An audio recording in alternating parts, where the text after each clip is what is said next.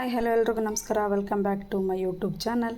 ಬನ್ನಿ, ಇವತ್ತಿನ ವಿಡಿಯೋದಲ್ಲಿ ನಾನು ಸ್ಯಾರಿಲಿ ತೆಗ್ದಿರೋ ಬ್ಲೌಸ್ನಲ್ಲಿ ಮ್ಯಾಂಗೋ ಶೇಪ್ ಕೊಟ್ಕೊಂಡು, ಅಂದರೆ ಡೀಪ್ ನೆಕ್ ಇಟ್ಕೊಂಡು ಮ್ಯಾಂಗೋ ಶೇಪ್ ಕೊಟ್ಕೊಂಡು ಕ್ರಾಸಾಗಿ ಎಂಬ್ರಾಯ್ಡ್ರಿ ವರ್ಕ್ನ ಮಾಡಿ ತೋರಿಸ್ತಾ ಇದ್ದೀನಿ.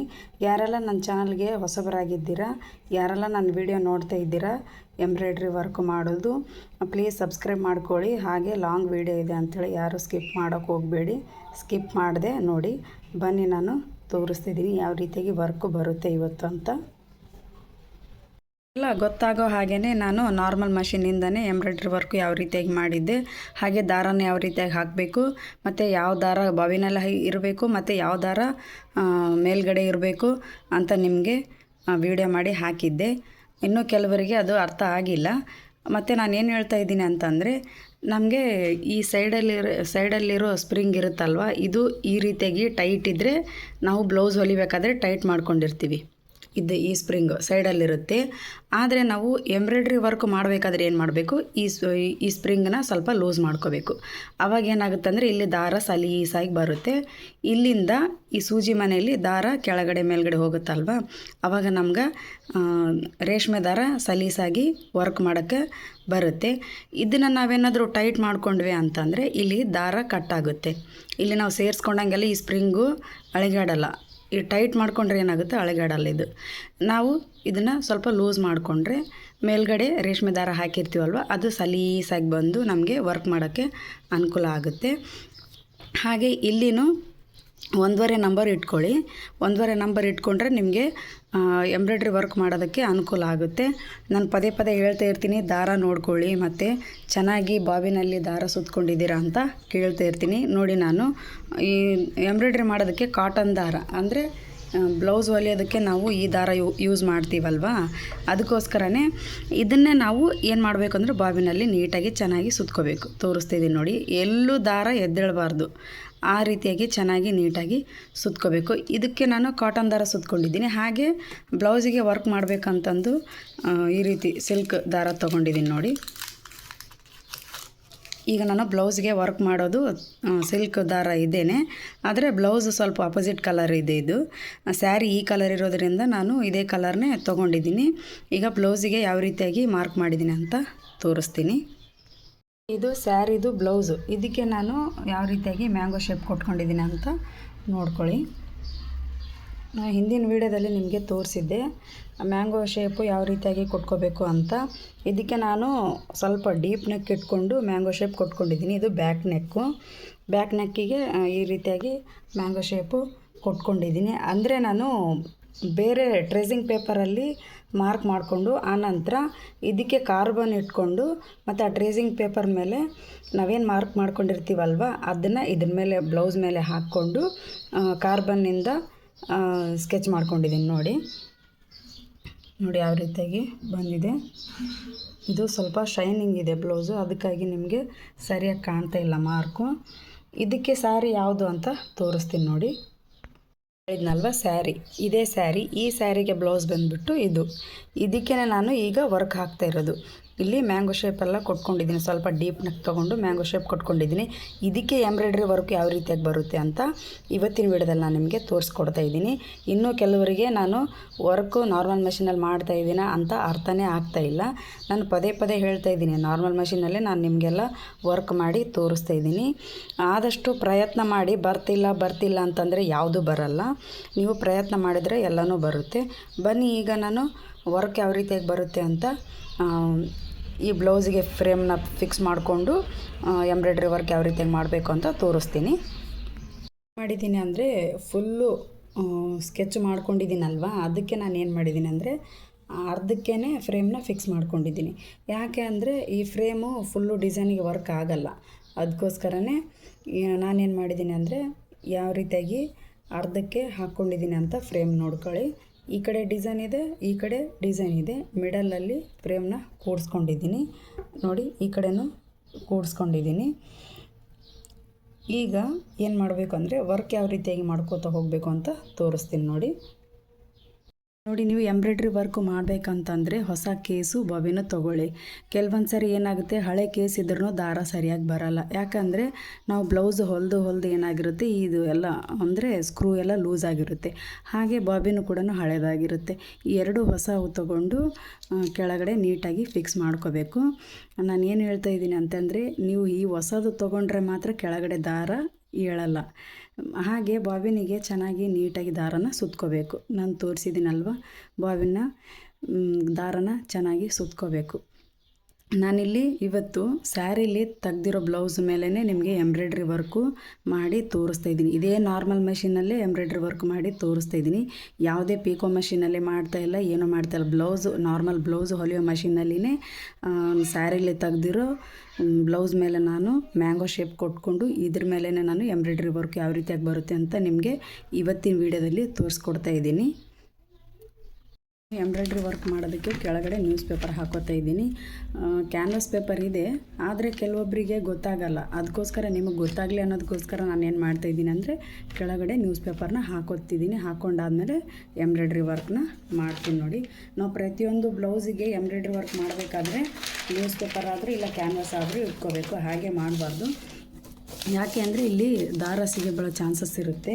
ಅದಕ್ಕೋಸ್ಕರ ನಾವೇನು ಮಾಡಬೇಕಂದ್ರೆ ಪ್ರತಿ ಸಾರಿ ಕೆಳಗಡೆ ವರ್ಕ್ ಮಾಡಬೇಕಾದ್ರೆ ನ್ಯೂಸ್ ಪೇಪರ್ ಆದರೆ ಇಲ್ಲಾಂದರೆ ಕ್ಯಾನ್ವಾಸ್ ಆದರೂ ಇಟ್ಕೋಬೇಕು. ನೋಡಿರಿ, ನೀವೇನು ನನ್ನ ಚಾನಲ್ಗೆ ಸಬ್ಸ್ಕ್ರೈಬ್ ಆಗಿಲ್ಲ ಅಂದರೆ ಬೇಗ ಸಬ್ಸ್ಕ್ರೈಬ್ ಆಗಿ, ಹಾಗೆ ಪಕ್ಕದಲ್ಲಿರುವ ಬೆಲ್ ಐಕನ್ನ ಪ್ರೆಸ್ ಮಾಡಿ ಆಲ್ ಅಂತ ನೋಟಿಫಿಕೇಷನ್ ಕೊಟ್ಟರೆ ನಾನು ಮಾಡಿರೋ ಪ್ರತಿಯೊಂದು ವೀಡಿಯೋ ನಿಮಗೆ ನೋಟಿಫಿಕೇಷನ್ ಮೂಲಕ ಬರುತ್ತೆ.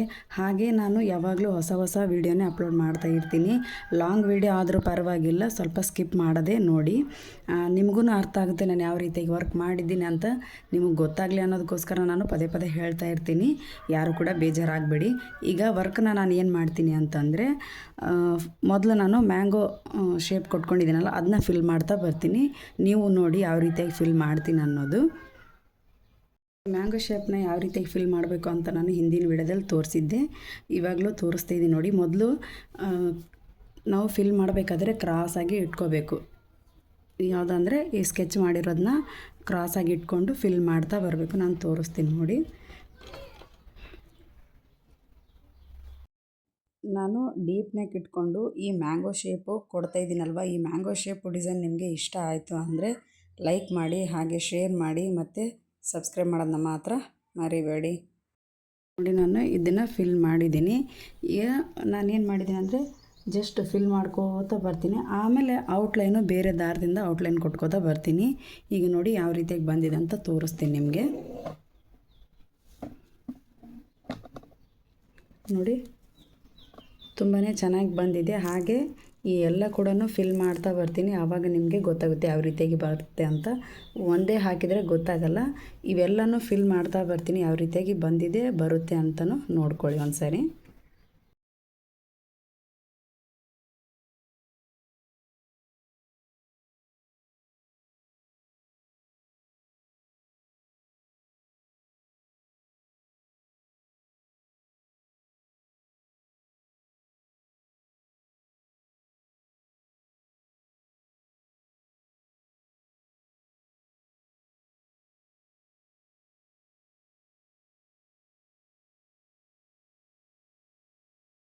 ನಾನು ತೋರಿಸಿರೋ ಥರನೇ ನೀವೇನಾದರೂ ಎಂಬ್ರಾಯ್ಡ್ರಿ ವರ್ಕ್ನ ನಾರ್ಮಲ್ ಮೆಷಿನಲ್ಲಿ ಪ್ರಾಕ್ಟೀಸ್ ಮಾಡ್ತೀನಿ ಅಂತ ಆದರೆ 10 ಇಂಚಿಂದು ತೊಗೊಳಕ್ಕೆ ಹೋಗಬೇಡಿ ಫ್ರೇಮು. ಯಾಕೆಂದರೆ ನಿಮಗೆ ಫಸ್ಟು ಸ್ಟಾರ್ಟಿಂಗು ಪ್ರಾಕ್ಟೀಸ್ ಬೇಕಲ್ವ. ಅದಕ್ಕೋಸ್ಕರ ಏನು ಮಾಡಿರಿ, 5 ಇಂಚಿಂದು ಇಲ್ಲ 6 ಇಂಚಿಂದು 8 ಇಂಚಿಂದು ಈ ರೀತಿಯಾಗಿ ಫ್ರೇಮು ಸಿಗ್ತವೆ. ಅಂಥವು ತಂದು ನೀವು ಸಣ್ಣ ಫ್ರೇಮ್ ತಂದು ಎಂಬ್ರಾಯ್ಡ್ರಿ ವರ್ಕ್ನ ಪ್ರಾಕ್ಟೀಸ್ ಮಾಡಿ. ತೀರಾ ದೊಡ್ಡದು ತೊಗೊಂಡು ನೀವು ಬಟ್ಟೆಗೆ ಫಿಕ್ಸ್ ಮಾಡಿಕೊಂಡು ಪ್ರಾಕ್ಟೀಸ್ ಮಾಡೋಕ್ಕೆ ಹೋಗಬೇಡಿ. ಯಾಕಂದರೆ ಫ್ರೇಮ್ ಮೂಮೆಂಟು ಸಿಗಲ್ಲ ನಿಮಗೆ. ಅದಕ್ಕೋಸ್ಕರ ಹೇಳ್ತಾ ಇದ್ದೀನಿ ನಾನು ಮೊದಲು ಎಂಬ್ರಾಯ್ಡ್ರಿನ ಪ್ರಾಕ್ಟೀಸ್ ಮಾಡಬೇಕು ಅಂದರೆ ಸಣ್ಣದು ಎಂಬ್ರಾಯ್ಡ್ರಿ ಫ್ರೇಮ್ ತೊಗೊಂಡಿದ್ದೆ. ಅದರಲ್ಲೇ ನಾನು ಪ್ರಾಕ್ಟೀಸು ಮಾಡಿದ್ದೆ. ಈಗ ನನಗೆ ಎಂಥ ಫ್ರೇಮ್ ಕೊಟ್ರೂ ಚೆನ್ನಾಗಿ ಡಿಸೈನ್ ಮಾಡ್ತೀನಿ. ನನ್ನ ಕಡೆ ಫ್ರೇಮು ಯಾವ್ಯಾವ ಸೈಜಿಂದಿದ್ದಾವೆ ಅಂತಂದರೆ 16 ಇಂಚಿಂದು, 18 ಇಂಚಿಂದು, ಮತ್ತು 14 ಇಂಚಿಂದು, 12 ಇಂಚಿಂದು, 10 ಇಂಚಿಂದು, 8 ಇಂಚಿಂದು, 6 ಇಂಚಿಂದು ಈ ಥರ ಎಲ್ಲ ಫ್ರೇಮ್ಗಳು ನಾನು ತಂದಿಟ್ಕೊಂಡಿದ್ದೀನಿ. ಯಾಕೆ ಅಂದರೆ ಇಷ್ಟೆಲ್ಲ ಫ್ರೇಮು ಇರಬೇಕು ಮನೆಯಲ್ಲಿ. ಯಾಕಂದರೆ ನಮಗೆ ಪ್ರಾಕ್ಟೀಸ್ ಮಾಡೋದಕ್ಕೆ ಬೇಕು. ಮತ್ತು ಸ್ಮಾಲ್ ಆಗಿರೋ ಫ್ಲವರ್ನ ಫಿಲ್ ಮಾಡೋಕ್ಕೆ ಬೇಕಲ್ವ, ಅದಕ್ಕೋಸ್ಕರ ಎಲ್ಲನೂ ತಂದಿಟ್ಕೊಂಡಿದ್ದೀನಿ ನಾನು. ನೀವು ಚೆನ್ನಾಗಿ ಪ್ರಾಕ್ಟೀಸ್ ಮಾಡಬೇಕು ಅಂತ ಅಂದ್ಕೊಂಡ್ರೆ ಫಸ್ಟು ಸಣ್ಣ ಫ್ರೇಮಲ್ಲಿ ಪ್ರಾಕ್ಟೀಸ್ ಮಾಡ್ಕೊಳ್ಳಿ. ಆನಂತರ ದೊಡ್ಡ ದೊಡ್ಡ ಫ್ರೇಮ್ ತೊಗೊಂಡು ಮಿಷಿನ್ ವರ್ಕ್ ಅಂದರೆ ನಾರ್ಮಲ್ ಮಷೀನಲ್ಲಿ ಎಂಬ್ರಾಯ್ಡ್ರಿ ವರ್ಕ್ ಮಾಡೋದಕ್ಕೆ ತುಂಬಾ ಅನುಕೂಲ ಆಗುತ್ತೆ. ಮೊದಲಿಗೆ ನೀವು ದೊಡ್ಡ ಫ್ರೇಮ್ ತೊಗೊಂಡು ವರ್ಕ್ ಮಾಡ್ತೀನಿ ಅಂತಂದರೆ ಫ್ರೇಮ್ ಮೂಮೆಂಟ್ ಸಿಗೋಲ್ಲ. ಯಾಕಂದರೆ ಮೇಲ್ಗಡೆ ಇರೋ ಮಷಿನ್ ಇರುತ್ತಲ್ವ, ಅದು ಟಚ್ ಆಗೋ ಚಾನ್ಸಸ್ ಇರುತ್ತೆ. ಅದಕ್ಕೋಸ್ಕರನೇ ಏನು ಮಾಡಿ ಅಂದರೆ ಮೊದಲು ಸಣ್ಣದು ಫ್ರೇಮ್ ತೊಗೊಂಡು ಆನಂತರ ಅದರಲ್ಲೇ ಪ್ರಾಕ್ಟೀಸ್ ಮಾಡಿಕೊಂಡು ನೀವು ವರ್ಕ್ನ ಮಾಡೋದನ್ನ ಕಲೀರಿ. ಈಗ ಯಾವ ರೀತಿಯಾಗಿ ಬಂದಿದೆ ಅಂತ ಈ ವರ್ಕು ತೋರಿಸ್ತೀನಿ ನೋಡಿ. ಈ ರೀತಿಯಾಗಿ ಮ್ಯಾಂಗೋ ಶೇಪು ಕೊಟ್ಕೊಂಡಿದ್ನಲ್ವ, ಅದಕ್ಕೆ ನಾನು ನಾರ್ಮಲ್ ಮಷೀನಿಂದ ಎಂಬ್ರಾಯ್ಡ್ರಿ ವರ್ಕು ಹಾಕಿದ್ದೀನಿ. ಆದರೆ ಈ ರೀತಿಯಾಗಿ ನಿಮಗೆ ಚೆನ್ನಾಗಿ ಕಾಣ್ತಾ ಇಲ್ಲ ಅನಿಸುತ್ತೆ. ಆದರೆ ಇದಕ್ಕೆ ನಾನು ಔಟ್ಲೈನ್ ಕೊಡ್ತೀನಿ ನೋಡಿ, ಆವಾಗ ತುಂಬ ಅಂದರೆ ತುಂಬಾ ಲುಕ್ಕಾಗಿ ಕಾಣುತ್ತೆ. ಹಾಗೆ ಮ್ಯಾಂಗೋ ಶೇಪು ತುಂಬಾ ಚೆನ್ನಾಗಿ ಕಾಣುತ್ತೆ. ಸ್ಕ್ಯಾಲಪ್ ಡಿಸೈನ್ ಕೂಡ ಹಾಕ್ತೀನಿ ನೋಡಿ. ನಾನು ಎಂಬ್ರಾಯ್ಡ್ರಿ ವರ್ಕು ಹಾಕಿರೋದಕ್ಕೆ ಔಟ್ಲೈನ್ ಕೊಡೋದಕ್ಕೆ ಕ್ರೀಮ್ ಕಲರ್ದು ದಾರ ಮತ್ತು ಸಿಲ್ಕ್ ದಾರ ಮತ್ತು ಕ್ರೀಮ್ ಕಲರ್ದು ಕಾಟನ್ ದಾರ ತೊಗೊಂಡಿದ್ದೀನಿ. ಇದನ್ನು ಕೂಡ ನಾನು ಏನು ಮಾಡಿದ್ದೀನಿ, ಬಾಬಿನಲ್ಲಿ ಚೆನ್ನಾಗಿ ಸುತ್ಕೊಂಡಿದ್ದೀನಿ. ಈಗ ಔಟ್ಲೈನ್ ಕೊಟ್ಟ ಮೇಲೆ ಯಾವ ರೀತಿಯಾಗಿ ಕಾಣುತ್ತೆ ವರ್ಕು ಅನ್ನೋದನ್ನ ತೋರಿಸ್ತೀನಿ ನೋಡಿ.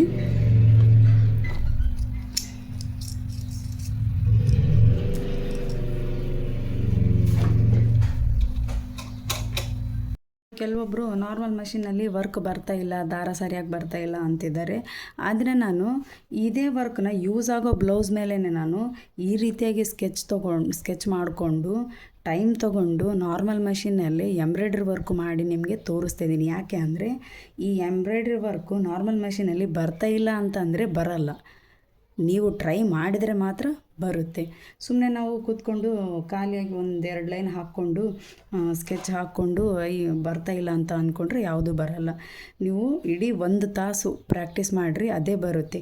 ಯೂಸ್ ಆಗೋ ಬ್ಲೌಸನ್ನೇ ತೊಗೊಂಡು ಇವತ್ತು ನಾನು ವರ್ಕ್ ಮಾಡಿ ತೋರಿಸ್ತಾ ಇದ್ದೀನಿ ನಿಮಗೆ. ಏನು ಯೂಸ್ ಆಗ್ತಾಯಿಲ್ಲ ಅಂತೇನಿಲ್ಲ, ನಾರ್ಮಲ್ ಮಷೀನಲ್ಲಿ ಮಾಡಿ ತೋರಿಸ್ತಾ ಇದ್ದೀನಿ. ನಾನೇನು ಸುಳ್ಳು ಹೇಳ್ತಾ ಇಲ್ಲ. ನಾನು ಬೇರೆ ಮಷೀನಲ್ಲಿ ವರ್ಕ್ ಮಾಡಿ ಯಾವುದೇ ರೀತಿಯಾಗಿ ಮೋಸ ಮಾಡ್ತಾಯಿಲ್ಲ, ಸುಳ್ಳನ್ನು ಹೇಳ್ತಾ ಇಲ್ಲ. ನಿಮಗೆ ನೀವು ಕಲೀಲಿ ಅನ್ನೋದಕ್ಕೋಸ್ಕರ ನಾನು ಪದೇ ಪದೇಯಾಗಿ ಹೇಳ್ತಾ ಇರೋದು. ನಾರ್ಮಲ್ ಮಷೀನಿಂದನೇ ಎಷ್ಟೆಲ್ಲ ಅನುಕೂಲ ಇದೆ ಅಂತ ಹೇಳ್ತಾ ಇದ್ದೀನಿ.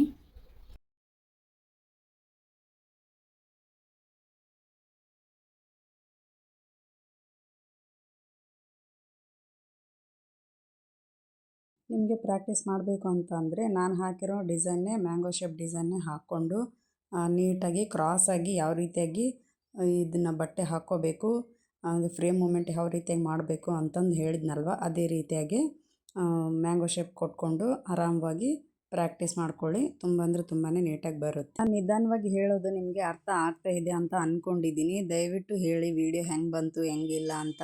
ನಾನು ಹೇಳ್ಕೊಡೋದು ನಿಮ್ಗೆ ಇಷ್ಟ ಆಗ್ತಾ ಇದೆನಾ ಇಲ್ವಾ ಅಂತೇಳಿ ನನಗೆ ಕಮೆಂಟ್ ಮೂಲಕ ತಿಳಿಸಿ. ಯಾಕೆ ಅಂದರೆ ನಾನು ಕಲಿಯೋದಲ್ಲದೆ ನಿಮಗೂ ಕಲಿಸ್ತಾ ಇದ್ದೀನಿ. ಪದೇ ಪದೇ ಹೇಳೋದದೇ ಕಲೀರಿ ಅಂತ ಹೇಳ್ತಾ ಇದ್ದೀನಿ. ತುಂಬ ಅಂದರೆ ತುಂಬಾ ನೀಟಾಗಿ ಚೆನ್ನಾಗಿ ಬರ್ತಾಯಿದೆ ಈ ವರ್ಕು. ನಾನು ವರ್ಕ್ ಮಾಡ್ತಾಯಿದ್ದೀನಲ್ವ, ಪ್ರತಿದಿನವೂ ಈ ರೀತಿಯಾಗಿ ವರ್ಕು ಮಾಡ್ತಾನೇ ಇದ್ದೀನಿ. ಆದರೆ ದಾರ ಎಲ್ಲೂ ಏನು ಕಟ್ಟಾಗಿಲ್ಲ, ಆದರೂ ಬರ್ತಾಯಿಲ್ಲ ಅಂತೇನಿಲ್ಲ. ಬರೋದಕ್ಕೆ ಅಲ್ವಾ ನಾನು ನಿಮಗೆ ಈ ರೀತಿಯಾಗಿ ವರ್ಕ್ ಮಾಡಿ ತೋರಿಸ್ತಾ ಇದ್ದೀನಿ. ಆದಷ್ಟು ನೀವೂ ಕಲ್ತ್ಕೊಳ್ಳಿ ಈ ರೀತಿಯಾಗಿ. ನೋಡಿ, ಮೊದಲಿಗೆ ನಮಗೆ ಒಳಗಡೆ ದಾರ ಹಾಕ್ಕೊಂಡಿದ್ನಲ್ಲ, ಅಂದರೆ ಎಂಬ್ರಾಯ್ಡ್ರಿ ವರ್ಕ್ ಹಾಕ್ಕೊಂಡಿದ್ನಲ್ವ, ಆವಾಗ ನಮ್ಗೆ ಶೇಪ್ ಗೊತ್ತಾಗಲಿಲ್ಲ, ಹಾಗೆ ದಾರ ಹಾಕ್ತೀವಿ ಅಂತ ಅನ್ನೋದೂ ಗೊತ್ತಾಗಲಿಲ್ಲ. ಈಗ ನೋಡಿ ಔಟ್ಲೈನ್ ಕೊಟ್ಟ ಮೇಲೆ ಎಷ್ಟು ನೀಟಾಗಿ ಕಾಣ್ತಾ ಇದೆ. ನಾನು ಅದಕ್ಕೆ ಹೇಳೋದು, ಫಸ್ಟ್ ನಾವು ಅರ್ಥ ಮಾಡ್ಕೋಬೇಕು. ಅರ್ಥ ಮಾಡ್ಕೊಂಡಾದ್ಮೇಲೆ ನಾವು ಈ ರೀತಿಯಾಗಿ ಪ್ರಾಕ್ಟೀಸ್ನ ಮಾಡ್ಕೋಬೇಕು. ಫಸ್ಟ್ ನಮಗೆ ದಾರ ಯಾವ ರೀತಿಯಾಗಿ ಹಾಕಬೇಕು, ಕೇಸ್ ಬಾಬಿನಲ್ಲಿ ಯಾವ ರೀತಿಯಾಗಿ ಹಾಕ್ಕೊಂಡು ಯಾವ ರೀತಿಯಾಗಿ ಕೆಳಗಡೆ ಫಿಕ್ಸ್ ಮಾಡ್ಕೋಬೇಕು, ಮತ್ತು ಮೇಲ್ಗಡೆ ರೇಷ್ಮೆ ದಾರನ ಯಾವ ರೀತಿಯಾಗಿ ಹಾಕ್ಕೋಬೇಕು ಅನ್ನೋದನ್ನ ನಾವು ಫಸ್ಟ್ ತಿಳ್ಕೊಬೇಕು. ಹಾಗೆ ಫ್ರೇಮ್ ಮೂಮೆಂಟು ಕೂಡ ತುಂಬಾ ಮುಖ್ಯ. ಫಸ್ಟ್ ನಾವು ಫ್ರೇಮ್ ಮೂಮೆಂಟು ಮಾಡೋದನ್ನ ಕಲ್ತ್ಕೋಬೇಕು. ನಾನು ಪದೇ ಅದನ್ನೇ ಹೇಳೋದು, ಫ್ರೇಮ್ ಮೂಮೆಂಟು ಕಲ್ತ್ಕೋಬೇಕು. ನಾವು ಕಲ್ತ್ಕೊಂಡಾದ್ಮೇಲೆ ನಮಗೆ ವರ್ಕ್ ಯಾವ ರೀತಿಯಾಗಿ ಬರುತ್ತೆ ಅಂತ ತೋರಿಸ್ತೀನಿ ನಾನು. ಈಗೇನಾಯಿತು ಅಂದರೆ ಎಲ್ಲ ನೋಡಿ ಯಾವ ರೀತಿಯಾಗಿ ಮ್ಯಾಂಗೋ ಶೇಪು ಚೆನ್ನಾಗಿ ನೀಟಾಗಿ ಬಂದಿದೆ. ಇದನ್ನು ನಾನೇನು ಸುಳ್ಳು ಮಾಡಿ ತೋರಿಸ್ತಾ ಇಲ್ವಲ್ಲ, ಇದೇ ನಾರ್ಮಲ್ ಮಷೀನಲ್ಲೇ ಅಲ್ವಾ ತೋರಿಸ್ತಾ ಇರೋದು ನಿಮಗೆ. ಕೆಲವೊಬ್ಬರು ಪ್ರಾಕ್ಟೀಸ್ ಮಾಡ್ತೀನಿ ಅಂತೀರಾ, ಆದರೆ ಅದರಲ್ಲೇ ದಾರ ಯಾಕೆ ಬರ್ತಾಯಿಲ್ಲ ಅಂತ ನನಗೆ ಗೊತ್ತಾಗ್ತಾಯಿಲ್ಲ. ಯಾಕಂದರೆ ನಾನು ಪ್ರತಿ ಸರಿ ದಾರನ ಯಾವ ರೀತಿಯಾಗಿ ಹಾಕ್ಕೋಬೇಕು, ಯಾವ ರೀತಿಯಾಗಿ ದಾರನ ಎಳ್ಕೊಬೇಕಾದ್ರೆ ಇದನ್ನು ಲೂಸ್ ಮಾಡ್ಕೋಬೇಕು ಅನ್ನೋದನ್ನ ಪ್ರತಿ ಸರಿ ಹೇಳ್ತಾ ಇರ್ತೀನಿ ನಾನು ನಿಮಗೆ. ಆದರೆ ನಿಮ್ಮ ಮಷೀನಲ್ಲಿ ಯಾಕೆ ಆ ಥರ ಆಗುತ್ತಂತಲೇ ಗೊತ್ತಾಗ್ತಾಯಿಲ್ಲ ನನಗೆ. ನಾನು ನಿಮ್ಮ ಎದುರಿಗೇ ಈ ರೀತಿಯಾಗಿ ವರ್ಕ್ ಮಾಡಿ ತೋರಿಸ್ತಾ ಇದ್ದೀನಿ. ಯಾವುದೇ ಮೋಸ ಇಲ್ಲ, ಸುಳ್ಳು ಇಲ್ಲ ರೀ. ಇದಕ್ಕೆ ನಾನು ಸ್ಕ್ಯಾಲಪ್ ಡಿಸೈನ್ ಕೊಟ್ಕೋತಾ ಹೋಗ್ತೀನಿ ನೋಡಿ, ಅದು ಯಾವ ರೀತಿಯಾಗಿ ಬರುತ್ತೆ ಅಂತ ನೋಡ್ಕೊಳ್ಳಿ. ನೋಡಿ, ಔಟ್ಲೈನ್ ಎಲ್ಲ ಕೊಟ್ಕೊಂಡಾದ್ಮೇಲೆ ಈ ಸ್ಕ್ಯಾಲಪ್ ಡಿಸೈನ್ ಯಾವ ರೀತಿಯಾಗಿ ಬರುತ್ತೆ ಅಂತ ನೋಡ್ಕೊಳ್ಳಿ. ನಾನು ಯಾವ ರೀತಿಯಾಗಿ ಮೂವ್ ಮಾಡ್ತೀನಿ, ಫ್ರೇಮು ಹ್ಯಾಂಡ್ ಯಾವ ರೀತಿಯಾಗಿ ಮೂವ್ ಮಾಡ್ತೀನಿ ಅನ್ನೋದನ್ನ ಸ್ವಲ್ಪ ನೋಡ್ಕೊಳ್ಳಿ. ನೋಡ್ಕೊಂಡಾದ್ಮೇಲೆ ನೀವೂ ಪ್ರಾಕ್ಟೀಸ್ ಮಾಡ್ಕೊಳ್ಳಿ. ಯಾಕೆಂದರೆ ನೀವು ಪದೇ ಪದೇ ನಾನು ಹೇಳೋದೇನೆಂದರೆ, ನೀವು ಪ್ರಾಕ್ಟೀಸ್ ಮಾಡ್ಕೊಳ್ಳಿ, ನೀವು ಈ ಥರ ಡಿಸೈನ್ ಹಾಕ್ಕೊಳ್ಳಿ ಅಂತಲೇ ಹೇಳೋದು.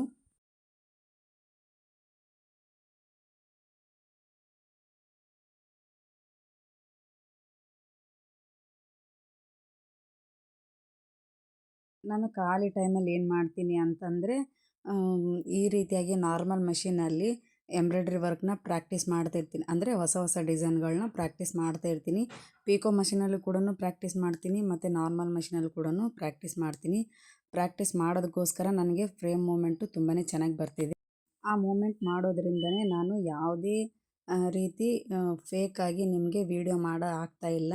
ನನಗೆ ಬರುತ್ತೆ ಅಂತ ಧೈರ್ಯ ಮಾಡಿಕೊಂಡೆ ನಿಮಗೆ ನೀವು ಕಲೀಲಿ ಅನ್ನೋದಕ್ಕೋಸ್ಕರನೇ ಪ್ರತಿಯೊಂದು ಸಾರಿ ನಿಧಾನವಾಗಿ ಅರ್ಥ ಆಗೋ ಥರ ಹೇಳಿದ್ದೀನಿ ನಾನು ನಿಮಗೆ.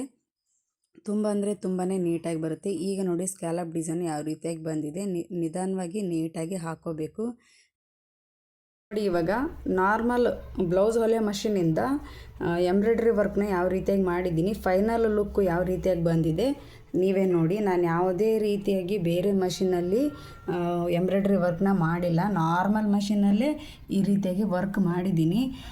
ನೀವು ಕೂಡ ಡೈಲಿ ಒಂದು 2-3 ಟೈಮು ಪ್ರಾಕ್ಟೀಸ್ ಮಾಡಿ, ತುಂಬ ಅಂದರೆ ತುಂಬಾ ನೀಟಾಗಿ ಬರುತ್ತೆ ನೋಡಿ. ನಾನು ವರ್ಕ್ ಮಷೀನಲ್ಲಿ ಹಾಕ್ಸಿರೋ ಹಾಗೆ ಕಾಣ್ತಾ ಇದೆ ಈ ಡಿಸೈನು. ನಾವು ಫ್ರೇಮ್ ಮೂಮೆಂಟು, ಹ್ಯಾಂಡ್ ಮೂಮೆಂಟು ಮಾಡಿದರೆ ಸಾಕು, ತುಂಬ ಅಂದರೆ ತುಂಬಾ ನೀಟಾಗಿ ವರ್ಕ್ ಬರುತ್ತೆ. ಇದಕ್ಕೆ ಮಲ್ಟಿ ಕಲರು ಸ್ಟೋನ್ ಇರುತ್ತಲ್ವ, ಅದನ್ನು ಹಚ್ಕೊಂಡ್ಬಿಟ್ರೆ ತುಂಬ ಅಂದರೆ ತುಂಬಾ ಚೆನ್ನಾಗಿ ಕಾಣುತ್ತೆ ನೋಡಿ. ಯಾವ ರೀತಿಯಾಗಿ ಬಂದಿದೆ ವರ್ಕು. ನಾನೇನು ಬೇಕು ಅಂತ ಸುಳ್ಳೇನು ಹೇಳ್ತಾ ಇಲ್ಲ, ನಾರ್ಮಲ್ ಮಷೀನಲ್ಲೇ ಈ ರೀತಿಯಾಗಿ ಸ್ಟಿಚ್ಚು ಮಾಡಿ ಎಂಬ್ರಾಯ್ಡ್ರಿ ವರ್ಕ್ ಮಾಡಿ ತೋರಿಸಿದ್ದೀನಿ ನಾನು ನಿಮಗೆ ನೋಡಿ. ಯಾವ ರೀತಿಯಾಗಿ ಬಂದಿದೆ ಅಂತ ತೋರಿಸ್ತಾ ಇದ್ದೀನಿ.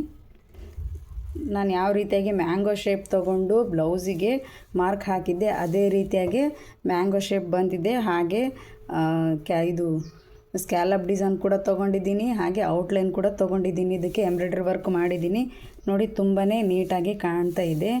ಇದನ್ನು ನಾನು ನೆಕ್ಸ್ಟ್ ವೀಡಿಯೋದಲ್ಲಿ ಬ್ಲೌಸು ಸ್ಟಿಚ್ ಮಾಡಿ, ಅಂದರೆ ಇನ್ನು ಫ್ರಂಟಿಗೆ ನಾನು ಮಾರ್ಕ್ ಅಷ್ಟೇ ಮಾಡಿದ್ದೀನಿ, ಇದಕ್ಕೆ ಯಾವುದೇ ವರ್ಕ್ ಹಾಕಿಲ್ಲ. ಇದಕ್ಕೂ ನಾನು ವರ್ಕ್ ಹಾಕ್ಕೊಂಡು ಬ್ಲೌಸು ಸ್ಟಿಚ್ ಮಾಡಿ ನಾನು ನೆಕ್ಸ್ಟ್ ವೀಡಿಯೋದಲ್ಲಿ ನಿಮಗೆ ತೋರಿಸ್ತೀನಿ ಯಾವ ರೀತಿಯಾಗಿ ಬ್ಲೌಸು ಚೆನ್ನಾಗಿ ಬಂದಿದೆನಾ ಇಲ್ಲ ಅಂತ ನನಗೆ ಹೇಳಿ ನೋಡಿ. ಇವತ್ತಿನ ವೀಡಿಯೋದಲ್ಲಿ ನಾನು ನಾರ್ಮಲ್ ಬ್ಲೌಸಿಂದ ಎಂಬ್ರಾಯ್ಡ್ರಿ ವರ್ಕು ಯಾವ ರೀತಿಯಾಗಿ ಮಾಡಬೇಕು, ಹಾಗೆ ಸ್ಯಾರಿ ಬ್ಲೌಸ್ ತಕ್ಕೊಂಡು ನಾನು ವರ್ಕ್ನ ಹೆಂಗೆ ಮಾಡಿದ್ದೀನಿ ಅಂತ ನಿಮಗೆ ತಿಳಿಸ್ಕೊಟ್ಟಿದ್ದೀನಿ.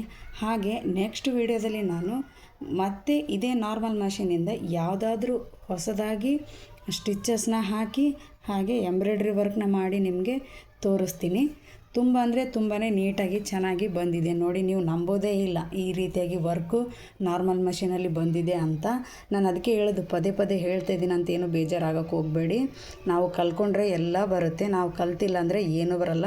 ನಮಗೆ ಬರಲ್ಲ ಅಂತ ಕೂತ್ಕೊಂಡ್ರೆ ಯಾವುದು ಬರಲ್ಲ, ನಮಗೆ ಬರುತ್ತೆ ಅಂತ ಅಂದ್ಕೊಂಡ್ರೆ ಎಲ್ಲನೂ ಬರುತ್ತೆ. ಹಾಗೆ ನೀವು ಕೂಡ ಮನೆಯಲ್ಲಿ ನಾರ್ಮಲ್ ಮಷೀನ್ ಇದ್ದರೆ ವರ್ಕ್ ಹಾಕೋದು ಕಲ್ತ್ಕೊಳ್ಳಿ. ಇದೇ ನನ್ನ ಆಸೆ, ನೀವು ಕಲಿಬೇಕು ಅಂತಲೇ ನಾನು ಇಷ್ಟೆಲ್ಲ ಹೇಳ್ಕೊಡ್ತಾ ಇದ್ದೀನಿ. ಇದರಲ್ಲಿ ಏನಾದರೂ ತಪ್ಪಿದರೆ ದಯವಿಟ್ಟು ಕ್ಷಮಿಸಿ. ಈ mango cross normal machine work embroidery work ಯಾವ ರೀತಿಯಾಗಿ ಬಂದಿದೆ ಅಂತ ನೀವು ನನಗೆ ಕಮೆಂಟ್ ಮೂಲಕ ತಿಳಿಸಿ. ಇಷ್ಟ ಆಯಿತು ಅಂದರೆ ಲೈಕ್ ಮಾಡಿ, ಶೇರ್ ಮಾಡಿ, ಮತ್ತು ಬೇರೆಯವ್ರಿಗೂ ಕೂಡ ಹೇಳಿ ಈ ರೀತಿಯಾಗಿ ಹೇಳ್ಕೊಡ್ತಾರೆ, ಚೆನ್ನಾಗಿ ಕಲಿಸ್ತಾರೆ ಅಂತಂದು ಅವ್ರಿಗೂ ವಿಡಿಯೋ ಶೇರ್ ಮಾಡಿ. ಹಾಗೆ ನಿಮ್ಗೆ ಏನು ಅನ್ನಿಸ್ತು ಅಂತ ನನಗೆ ಕಮೆಂಟ್ ಮೂಲಕ ತಿಳಿಸಿ. ನನ್ನ ಚಾನಲ್ನ ನೀವು ಸಬ್ಸ್ಕ್ರೈಬ್ ಮಾಡ್ಕೊಂಡಿಲ್ಲ ಅಂದರೆ ಬೇಗ ಸಬ್ಸ್ಕ್ರೈಬ್ ಮಾಡ್ಕೊಳ್ಳಿ.